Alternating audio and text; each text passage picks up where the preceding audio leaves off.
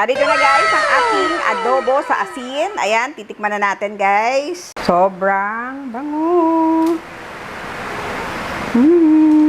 Hey guys! Welcome to MasterChe!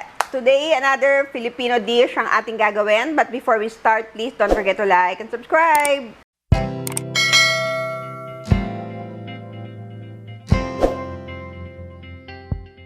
Magluluto tayo ngayon guys ng adobo sa asin. Ayan. So meron tayo ditong liempo. Sobrang dali lang nito guys at sobrang sarap. Ayan. Maglalagay lang tayo ng garlic. Ayan. Syempre mas masarap, mas marami.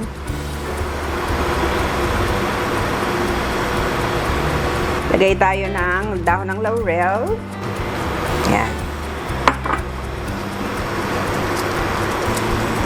Hindi na tayo naglagay ng oil dahil mamaya yung ating liempo ay mag-render ng fat. So, hindi na tayo maglalagay. Ngayon, ilagay na natin ang ating asin. Yan.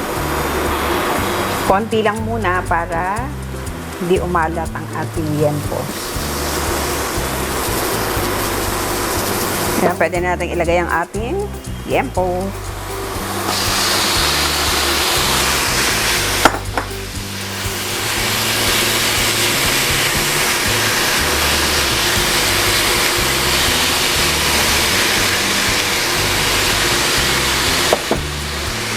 Maglalagay din tayo ng vinegar.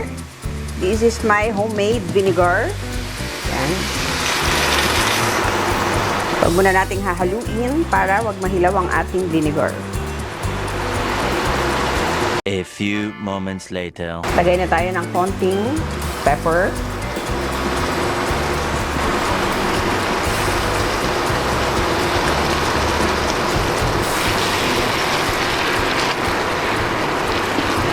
Tatakpan muna natin to guys at babalikan natin.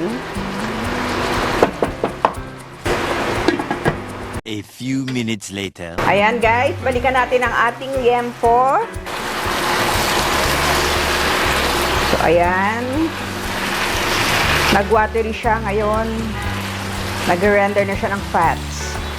Ayan, so iintayin lang nating mamula ang ating liempo hanggang sa ito'y maluto maigi. Ayan, iintayin lang natin siyang brown. And then, titikman na natin. A few moments later. Ayan guys, kita nyo, nag-i-start na siyang mag-brown. At talagang magmantika. Kita nyo naman. Gaano karami yung oil. Ilalabas niya. Diba? Sandaling-sandali na lang to guys at matitikman na natin. Konting-konti na lang. Ayan guys. Finally, okay na ang ating liempo. Yan. Tignan nyo naman. Napakabango at napakaganda.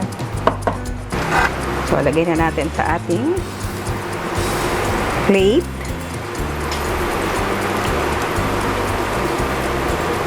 Marami na naman tayong kanin na makakain dito guys.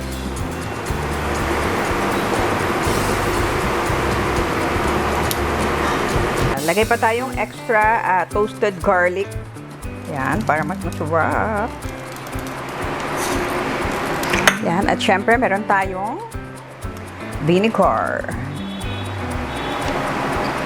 Narito na guys ang ating adobo sa asin. Ayan, titikman na natin guys. Sobrang bango. Sarap.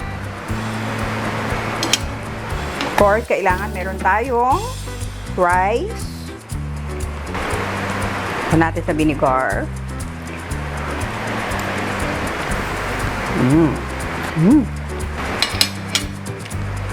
Tamang-tama nga lang guys ang asin na nilagay natin. Sarap.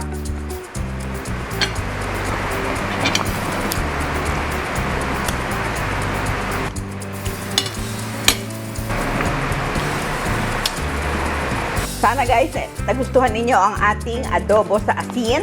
Try this at home. Napakasimple, napakasarap. And please don't forget to like and subscribe and click the notification bell para every time may bagong video ay manonotify kayo. Thank you so much and God bless you all.